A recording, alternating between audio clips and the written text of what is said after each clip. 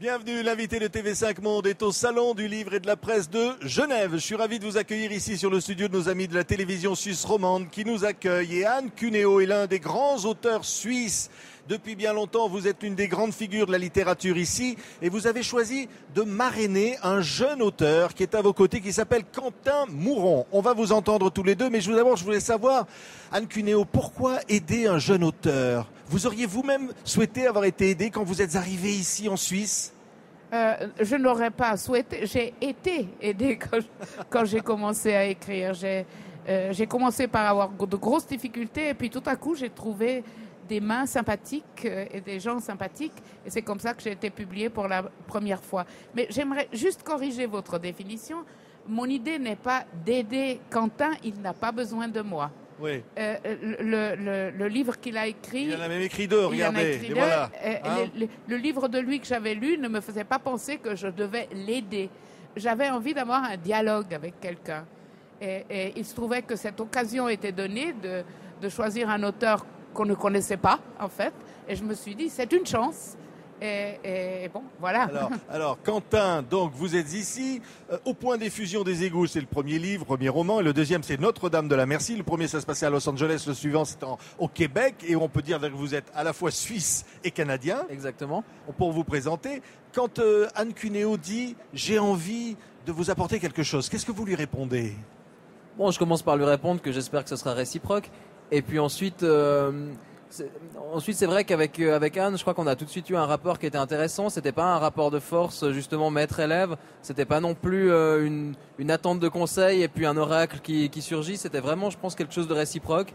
Je crois que Anne le dira mieux que moi, mais je crois qu'elle avait pas envie de me donner de conseils et puis j'avais pas tellement envie d'en recevoir. Donc c'est vrai que quand on s'est retrouvés ensemble pour la première fois, on a parlé de nos livres et puis ensuite on a parlé de plein d'autres choses. On a parlé de politique, d'urbanisme, on a parlé d'histoire, on a parlé de son livre. Il y a pas de génération différente finalement. On est écrivain, point final. Oui, puis en face. J'allais vous le dire.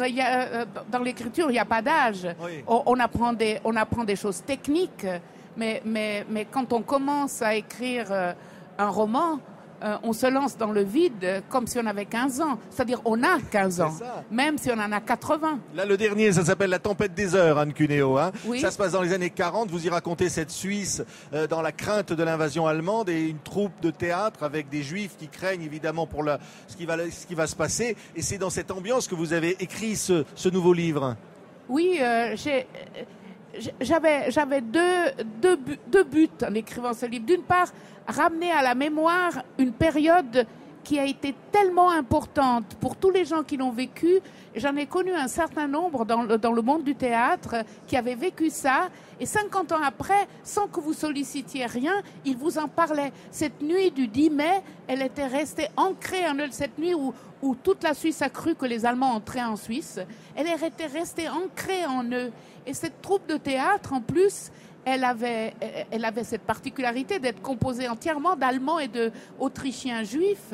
Et Goebbels avait dit, quand on entre à Zurich, on détruit le théâtre à cause de tous ces juifs qui étaient tous des célébrités. Hein. C'était tous des Depardieu, vous voyez. C'était vraiment des Catherine Deneuve. C'était vraiment. Vous leur avez redonné vie en quelque sorte à travers ce roman. Je leur ai redonné vie et en plus, j'ai montré comment des gens étaient des véritables militants, restaient à leur poste alors que la sagesse aurait voulu qu'ils fuient et qu'ils décident que ce Faust aura lieu. Et je voudrais encore dire une chose, ils ont décidé de monter les deux Faust parce que dans le premier Faust, Méphisto, c'est-à-dire Hitler, gagne. Mais à la fin du deuxième Faust, Goethe, la fin c'est Méphisto est battu. C'est Gretchen, c'est Marguerite qui gagne et qui réussit à amener Faust au paradis. C'est-à-dire c'est un acte de résistance parce que on va comme Faust a réussi à vaincre Méphisto, nous, on vaincra Hitler. Voilà. Par la culture. C'est le nouveau livre d'Anne Cuneo, donc, qui s'appelle La Tempête des Heures, publié toujours chez Bernard Campiche. Alors, Quentin... Qui est vraiment très bien, je précise. Oui.